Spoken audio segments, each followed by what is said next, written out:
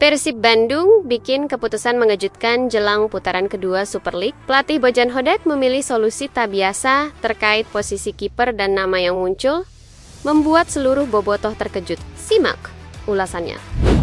Persib Bandung tengah menjalani musim yang penuh tantangan di Super League. Masalah muncul di sektor penjaga gawang setelah komposisi kiper yang ideal sulit dipenuhi di menit-menit akhir bursa pendaftaran pemain.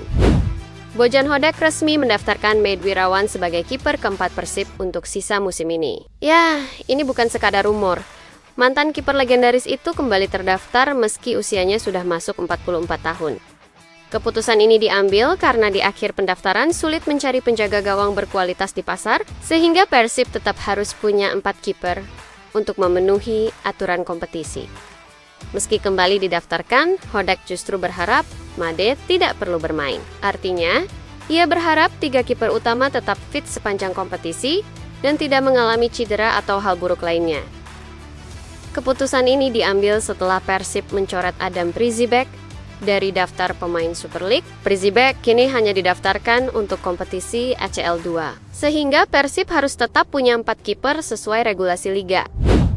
Bojan Hodak menegaskan bahwa Made kembali sebagai opsi darurat, bukan untuk jadi starter atau tampil di laga kompetitif. Ia akan jadi kiper keempat, berada di belakang Teja Paku Alam, Fitrah Maulana, dan Raka Syafaka.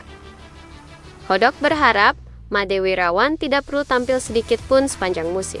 Fokusnya justru untuk membantu tim tetap stabil dari pinggir lapangan, bukan di bawah mistar. Made sendiri sadar perannya kali ini bukan untuk bermain. Ia bilang, ini lebih jadi bentuk kepercayaan tim dan siap membantu dari sisi pengalaman, mengawasi ruang ganti, serta mendukung kiper utama untuk tetap tampil optimal.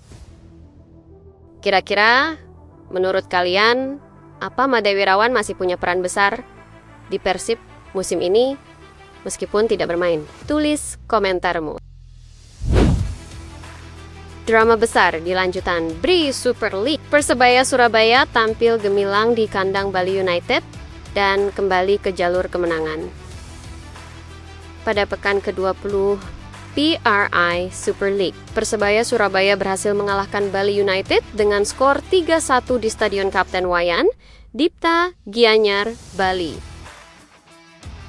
Gol pertama dibuka oleh Mihailo Provic di babak pertama, menit ke-26. Lalu di babak kedua, Alvan Swipe dan Risto Mitrevski menambah keunggulan untuk baju ijo sebelum Jordi Dennis memperkecil skor buat Bali United di akhir pertandingan. Persebaya tampil efektif meski dalam statistik ball possession mereka sempat kalah. Tim asuhan Bernardo Tavares mampu memaksimalkan peluang, sedangkan Bali United gagal mengeksekusi peluang menjadi gol lebih banyak. Kemenangan ini membuat Persebaya semakin mendekati posisi 4 besar klasemen sementara Super League, mempertegas ambisi mereka bersaing di papan atas.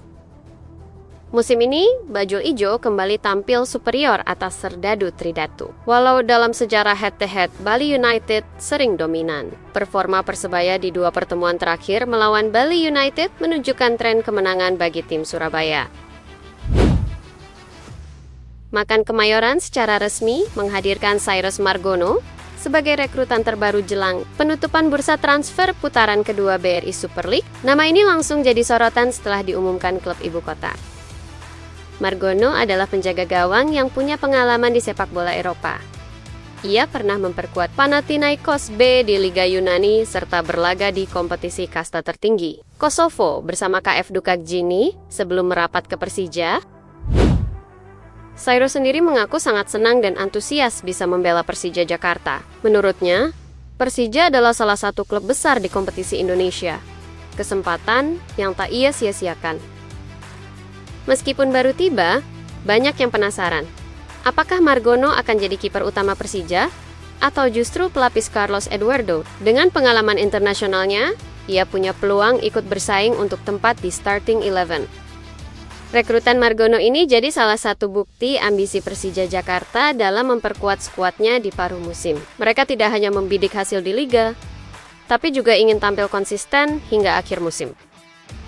Kira-kira menurut kalian, siapa yang bakal tampil lebih sering? Cyrus Margono atau Carlos Eduardo? di bawah Mister Persija. Tulis jawaban kalian di komentar. Jangan lupa like, subscribe, dan klik lonceng notifikasi untuk berita BRI Super League lainnya.